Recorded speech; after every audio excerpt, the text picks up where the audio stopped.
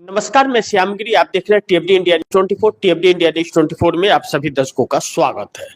ये मोदी पड़े झंझट में, नीतीश पलटने जा रहे हैं। 126 विधायक हुए तैयार।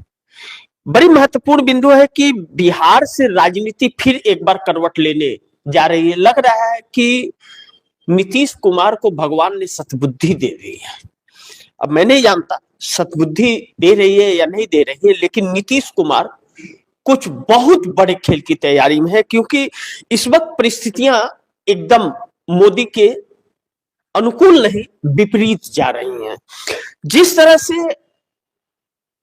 महाराष्ट्र से राजनीति गर्म हो रही है, तो बिहार तक भी पहुंच रही है, लेकिन दोनों को मिला करके वह गोला जो है वह दिल्ली पहुंच रहा है।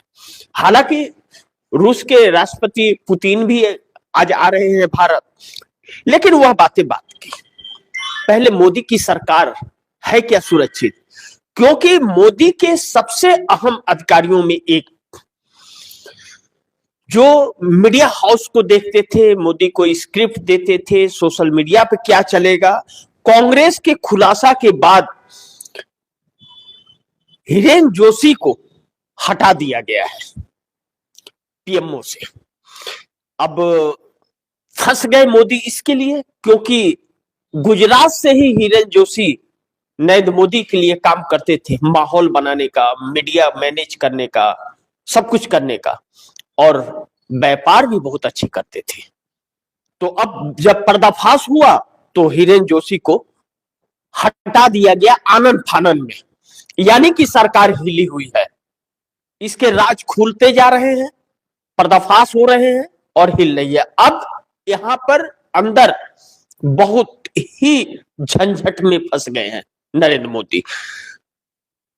पहले बिहार से शुरू करें कि बिहार के अंदर जिस तरह नीतीश कुमार ने मोदी को झंझट में डाल दिया है, उनके कार्यों से, संकेतों से, रवैये से यह लगता है कि नीतीश पलटने जा रहे हैं और 126 विधायकों का जुगाड़ कर लिए हैं नीतीश कुमार। बिहार के अंदर बगैर मोदी के और चिराग के नीतीश कुमार सरकार बनाएंगे, और इस तरफ कदम कहीं कहीं बढ़ा दिया है। लेकिन इसके पहले महाराष्ट्र में जो चल रहा है वह बहुत चौंकाने वाला है। महाराष्ट्र के अंदर एकनाथ शिंदे के साथ खरमंडल हो गया है। एकनाथ शिंदे और भाजपा से कब गठबंधन टूट जाएगा कोई कुछ कह नहीं सकता। अब बड़ी मुश्किलों में एकनाथ शिंदे। संजय राउत ने कल जो बयान दिया था कि उनके विधायक टूटने जा रहे हैं, सांसद टूटने, यह बातें सच होती नजर आ रही है। लेकिन हम बिहार पे आ जाए कि बिहार के अंदर जो 126 विधायकों की चर्चा चल रही, वह है कौन? आखिर नीतीश कुमार अचानक, लेकिन इन विधायकों के पहले कैसे पता चला, नीतीश को संकेत कैसे मिले? नीतीश कुमार ने भाजपा के सभी मंत्रालयों के फाइल को रोक दिया। गृह मंत्रालय, जो भी मंत्रालय इनके पास जो भी फाइलें गई सीएम के पास, सारा रोक दिया। अधिकारियों को बदल दिया था। आप दर्शकों को मालूम है, मैंने वो खबर चलाई थी कि जो भी सचिव से लेकर के वहां पर जो भी अधिकारी रहते हैं मंत्रिमंडल के, जो सरकार को चलाते हैं, सारे रोड मैप तैयार करते हैं।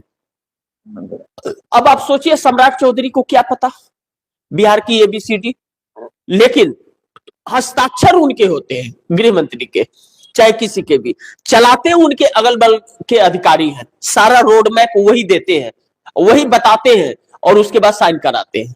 कुछ बताते हैं, कुछ छिपा लेते हैं। लेकिन नीतीश कुमार के ही लोग उन अधिकारियों के सबके सब हैं। नीतीश कुमार ने अपने अधिकारियों को उन सबके इर्द गिर्द, भाजपा के सभी के इर्द गिर्द लगा दिया। कल शाम तक यह बात आई थी कि जेडीयू अपना एक डिप्टी सीएम बनाना चाह रही है, लेकिन अचानक यह चीज आई कि नीतीश कुमार ने तो 126 का आंकड़ा पूरा कर लिया विधायकों की, तैयार है 126 विधायक। अब इसमें कितनी सच्चाई है आने वाला वक्त बताएगा, लेकिन यह समीकरण जो बन रहा है वह बड़ी महत्वपूर्ण है, जिस पर पहले भी हम लोग चर्चा कर चुके हैं। जब चुनाव परिणाम आए थे तभी भी हम लोगों ने उस पर चर्चा की थी। समीकरण, और वही समीकरण अब खुल करके सामने आ गए। समीकरण आ रहे हैं कि जेडीयू के 85 विधायक हैं और कांग्रेस के 6, आरजेडी के 25 और AIM के 5, CPM के 2, CPM लेफ्ट के 1 और गुप्ता, IP गुप्ता के 1 और बहुजन समाज पार्टी के 1। अब यह कहा जा रहा है कि नीतीश इन सभी विधायकों से उनकी बात हो गई और तैयारी भी हो गई है। यह 126 विधायक एक होने के बाद, 126 विधायक एकजुट होने के बाद नीतीश कुमार ने सारी फाइलें भाजपा की रोकी है। अब सवाल यह है कि नीतीश कुमार ने जो गृह मंत्रालय छोड़ा और स्पीकर पर दावा बोला, तो भारतीय जनता पार्टी ने स्पीकर पद छीन लिया। लेकिन भाजपा का वह स्पीकर निर्विरोध चुने गए हैं। न तो जेडीयू ने अपना खड़ा किया प्रत्याशी और न विपक्ष ने खड़ा किया, और बहुत पुराने हैं। अब ऐसे में उनके स्वभाव भी भाजपा के लाइन से कुछ अलग रहे हैं। लेकिन नीतीश कुमार जो सिंगल लार्जेस्ट पार्टी बनने जा रहे थे और सिंगल लार्जेस्ट पार्टी नहीं बनकर के 126 विधायकों के साथ जा रहे, तो 126 122 बहुमत का आंकड़ा होता है। तो 122 बहुमत का आंकड़ा है, 126 है, यानी कि बहुमत के आंकड़े से 4 ज्यादा है। बस यही है। तो क्या भारतीय जनता पार्टी नीतीश कुमार के जाने के बाद यह आंकड़े पूरा कर पाएगी? यह भी बड़ी महत्वपूर्ण है, क्योंकि फिर भारतीय जनता पार्टी के पास 89 है, चिराग पासवान के पास भी 19 है। तो 19 और 89 मिला करके या हो जाते हैं आपके 107, 108 हो जाते हैं। जीतन राम मांझी के 4 और उपेंद्र कुशवाहा के 4, 8, तो यह हो जाते हैं 116, यानी कि 116 इधर और 126 उधर, यानी कि 7 से 8 इधर चाहिए भारतीय जनता पार्टी की तरफ। अगर आ जाएंगे तो नीतीश कुमार के बगैर यह सरकार बना लेंगे, और अगर नहीं आए तो नीतीश कुमार 126 के साथ बना लेंगे। दोनों इस काम में लग गए। लेकिन नीतीश कुमार को, जैसा मैंने पहले भी बताया था और समीकरण यह निकले थे कि असुद्दीन ओवैसी और कांग्रेस अपने अपने विधायक देने को तैयार थे। अब leader of opposition Tejashwi Yadav बनेंगे या किसी और को बनाएंगे, यह अभी कहना बहुत जल्दबाजी होगा। लेकिन विधानसभा सत्र शुरू होने के बाद, विधायक की सत्ता लेने के बाद तेजस्वी यादव दिल्ली आ गए, यानी कि 25 विधायक हैं उनके पास, तो अब इंटरेस्ट कम हो गया। लेकिन विपक्ष की भूमिका तो निभानी पड़ेगी, अगले बार तो आपको चुनाव लड़ने हैं। अब ऐसे में 2-3 बड़ी अहम सवाल हैं जिस पर हम लोग को चर्चा करना बहुत जरूरी है, तब बिहार की इस राजनीति को हम लोग समझ पाएंगे और इससे क्या प्रभाव पड़ने वाला है यह भी समझ पाएंगे, और यह पॉसिबल है कि नहीं, संभव है भी या नहीं, यह हो भी सकता है या नहीं, या सिर्फ सुगाफा है। पहले कि नीतीश ने खेल पलट दिया, 126 विधायक के साथ बनाएंगे सरकार, और दूसरा पीएम मोदी सोच भी नहीं पाए, बिहार में खेल पलट दिया नीतीश ने। भाजपा मंत्रालय के सभी फाइल को रोक दिया नीतीश ने, बीजेपी को झुंझुना थमा दिया। अगर यह सरकार बनाने में नीतीश कुमार सफल हो गए, तब तो भारतीय जनता पार्टी के लिए यह शुभ संकेत नहीं है, पहली चीज। और अगर सब कुछ हो जाने के बाद, मंत्रालय बढ़ जाने के बाद, सीएम बन जाने के बाद, स्पीकर बन जाने के बाद अगर अचानक यह बातें उठ रही है, इसका मतलब अंदर अंदर बहुत ज्यादा खरमंडल है, और कहीं न कहीं देश के गुस्सा जो है और नीतीश का जो आने वाला भविष्य है, अब यह आखिरी पड़ाव राजनीति का, नीतीश के मन को भी कचोट रहा है कि बिहार की जनता ने भाजपा को नहीं, नीतीश को चुना था। 20 सालों के बाद नीतीश के ऊपर, 20 सालों के बाद भी भरोसा जताया था बिहार की जनता ने। सिर्फ 10,000 पर वोट नहीं मिले हैं, नीतीश के चेहरे पर भी वोट मिला है। 10,000 वाले वोट भारतीय जनता पार्टी ने विपक्ष के वोट को खरीदा है। एसआईआर द्वारा विपक्ष के वोट को कम करके भारतीय जनता पार्टी 89 या चिराग पासवान को 19 सीटें आई है। यह हकीकत है, इस बात से बिल्कुल इंकार नहीं कर सकते। यह हकीकत है, इस बात से बिल्कुल इंकार नहीं कर सकते कि 10,000 से खरीदे गए नरेंद्र मोदी और चिराग पासवान के यह सीटें हैं और एसआईआर द्वारा विपक्ष के वोट काटे जाने के बाद यह है। अब नीतीश कुमार की दिक्कत क्या है कि सारे चीज चले गए, सिर्फ नीतीश कुमार के पास एक सीएम की कुर्सी और वित्त मंत्रालय बचा हुआ है। अब नीतीश कुमार इस तरह की राजनीति बिहार में कभी किए नहीं और भारतीय जनता पार्टी शुरू से ही जो खरमंडल करना शुरू कर दी है, बुलडोजर चलाना, सब तानाशाहियां करना, यह आने वाले वक्त में नीतीश कुमार के को एक बुरे सपने के तौर पर बिहार याद करेगी। अब नीतीश कुमार अपने मर्जी से सरकार नहीं चला पा रहे हैं, चंद दिनों में इतना बड़ा खरमंडल। तो अब नीतीश कुमार ने जैसे ही यह समीकरण बिठाया और यह बातचीत शुरू हो चुकी है, यह बातचीत शुरू होने के बाद पीएम मोदी तो झंझट में पड़ गए।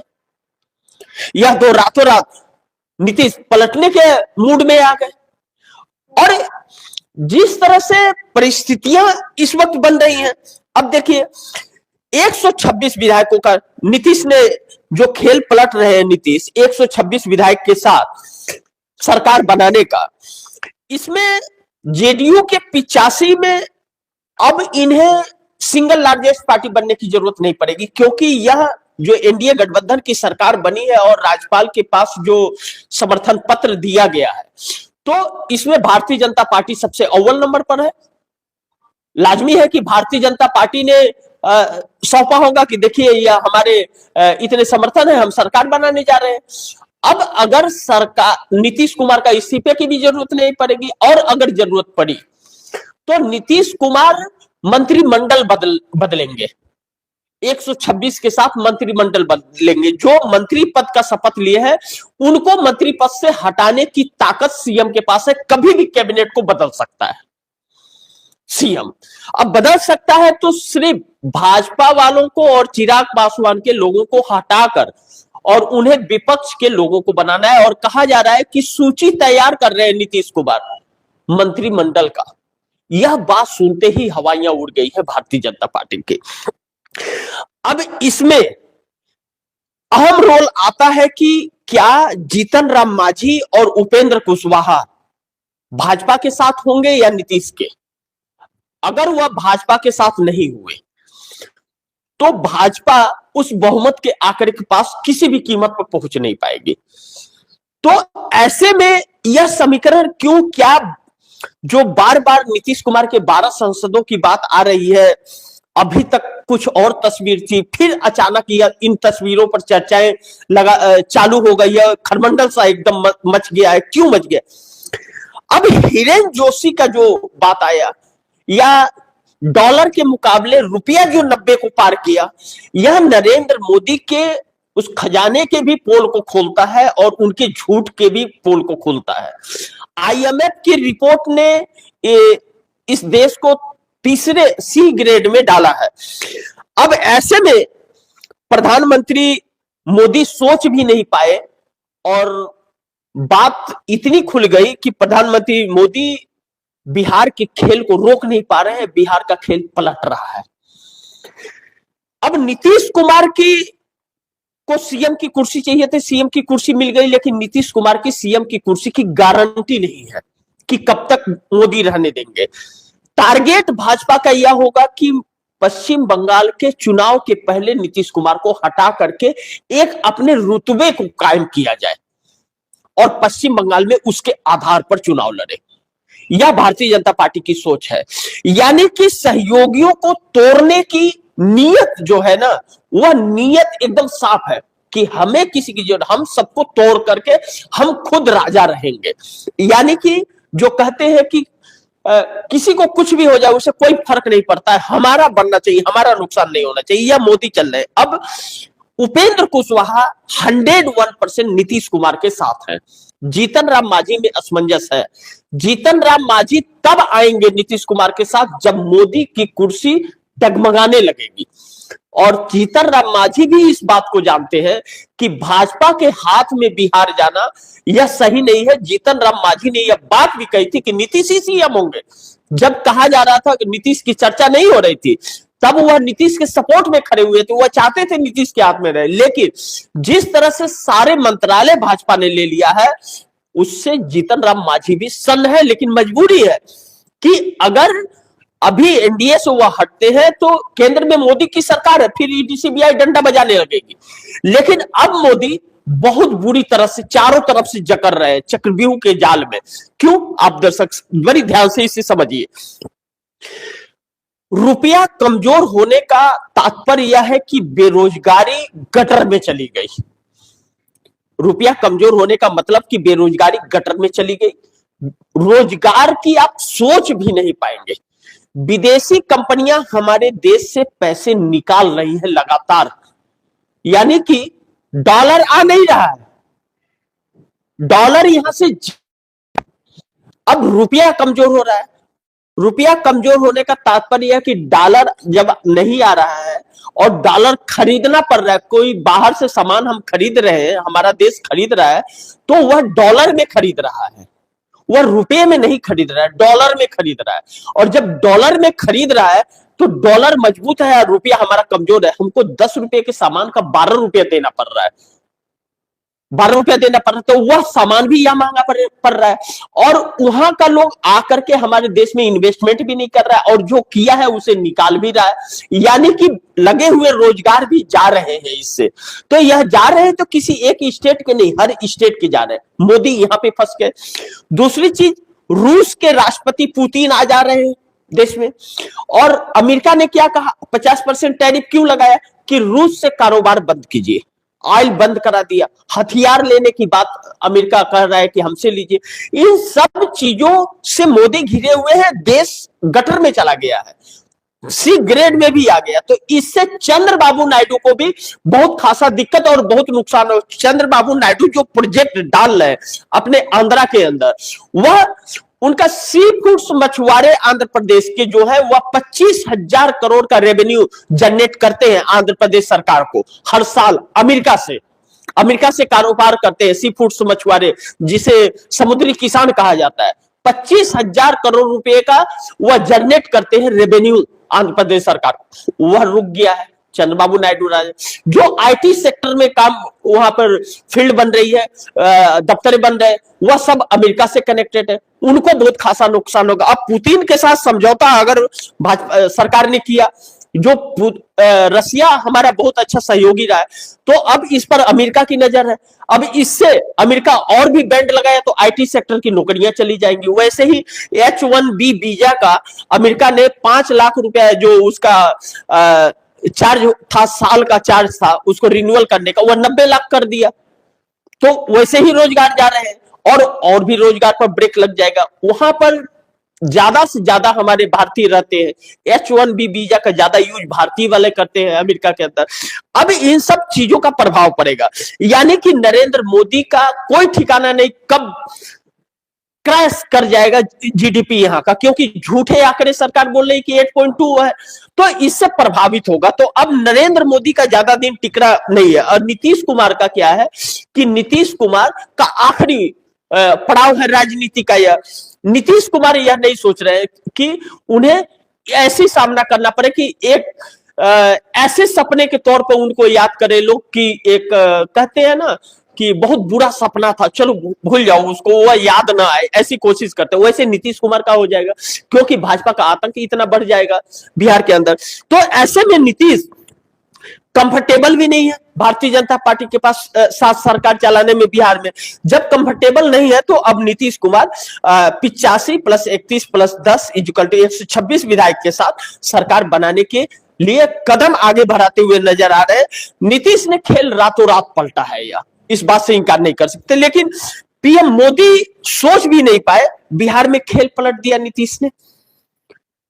अभी तक तो सब कुछ ठीक चल रहा था, कल तक रातों रात ऐसी क्या बात हो गई बिहार में।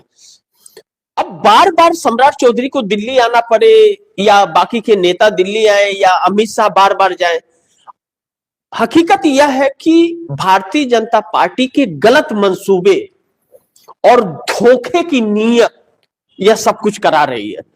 मैं कहता हूं कि किसी की भी सरकार हो, बिहार हो या कहीं देश की हो, वह देश के लिए काम करे, अपने राज्य के लिए काम करे। अब चंद्रबाबू नायडू को मैंने आप दर्शकों को कई बार बताया कि 1,40,000 करोड़ मोदी सरकार से ले लिए, उन्होंने आंध्रा में खर्च किया है, आंध्रा को बनाया उन्होंने। नीतीश ने क्या बनाया? नीतीश के हाथ ही नहीं लगा। वर्ल्ड बैंक का कर्ज चुनाव में बांट दिया गया, मोदी ने खुद बांट दिया। मोदी कौन होते हैं बांटने वाला? बिहार सरकार का हुआ, बिहार सरकार उस कर्ज को चुकाएगी, केंद्र सरकार उसमें गारंटी थी, तो ये पैसे ये बांट देंगे, तो पैसे चुकाएगा कौन? बिहार सरकार को चुकानी पड़ेगी, बिहार के लोगों को चुकाना पड़ेगा। यह सब चीजें अब वह कंफर्टेबल नहीं हो पा रहे हैं भाजपा के साथ। अभी तक कंफर्टेबल क्यों थे? कि उनके पास सारे मंत्रालय थे, उनके हिसाब से चल रहा था। अब मोदी के हिसाब और अमित शाह के हिसाब से उसके लिए वह कंफर्टेबल नहीं हो पा रहे। तो अब उन्होंने क्या किया है कि भारतीय जनता पार्टी के मंत्रालय का जो भी फाइलें थी, सभी फाइलों को नीतीश कुमार ने रोक दिया है, स्टॉप कर दिया है, उन्हें हस्ताक्षर करने से इनकार कर दिया। अब हस्ताक्षर करने से इनकार कर दिया तो आप दर्शक सोचिए कि यूं ही तो नहीं हस्ताक्षर करने से इनकार कर दिया, कुछ तो अंदर खाने प्लान चल रही है, और प्लान बहुत बड़ी चल रही है कि 126 विधायकों की तैयारी की जा रही है नीतीश कुमार के द्वारा। और यह चीज बिहार की उठी राजनीति बहुत भारी पड़ेगी मोदी सरकार को। और दूसरी चीज आप दर्शकों को बता दूं कि महाराष्ट्र में भी खरमंडल बड़ी तेज है, बहुत तेज चल रही है। एकनाथ शिंदे और भाजपा के अंदर जो टकराव है, दोनों एकदम सामने, कहते हैं ना लठ लेके खड़े हैं, उस तरह से खड़े हैं, जो आने वाले वक्त के लिए बहुत बड़ी चुनौती दे रहा है। तो देखते हैं कि मोदी झंझट में तो पड़े हैं, इस बात से इनकार नहीं कर सकते। और नीतीश से पलटने जा रहे हैं या खबर, क्या नीतीश कुमार 10वीं बार पलटने का जो इरादा बना रहे हैं, पलट जाएंगे? जब तक पलट न जाए तब तक क्या कह सकते हैं? कुछ नहीं कह सकते। लेकिन 126 विधायकों का समीकरण तो बन रहा है। और आगे नीतीश कुमार क्या इस देश को नरेंद्र मोदी से आजादी अपने राजनीति के आखिरी पड़ाव में दिला जाएंगे? क्योंकि इसके बगैर तो मोदी सरकार को गिरा पाना बहुत मुश्किल है। कितनी भी अर्थव्यवस्था क्रैश हो जाए, हर देश फाउंडेशन लगा दे हमारे देश पर, सरकार बहुमत में है तो कोई गिरा नहीं सकता। सरकार तभी गिरेगी जब बहुमत उसका खत्म होगा, और वह नीतीश और नायडू के बगैर नहीं होगा। अब देखते हैं कि बिहार की उठी आंख कहां तक जाती है, लेकिन मोदी झंझट में जरूर है। बाकी आप दर्शकों की क्या राय है, क्या सुझाव है, कमेंट बॉक्स में जरूर दीजिएगा। इस खबर को भी ज्यादा से ज्यादा शेयर कीजिएगा, अपने दोस्तों को भी कहिएगा आगे शेयर करें। और आपने अगर चैनल को सब्सक्राइब नहीं किया तो सब्सक्राइब कर लीजिएगा, अपने दोस्तों को भी कहिएगा चैनल को सब्सक्राइब करें। लेकिन एक महत्वपूर्ण बिंदु मैं आप दर्शकों को बताना चाहूंगा, जो बड़ी महत्वपूर्ण और आप दर्शकों को जानना जरूरी है, कि मोदी सरकार की उल्टी गिनती शुरू हो गई।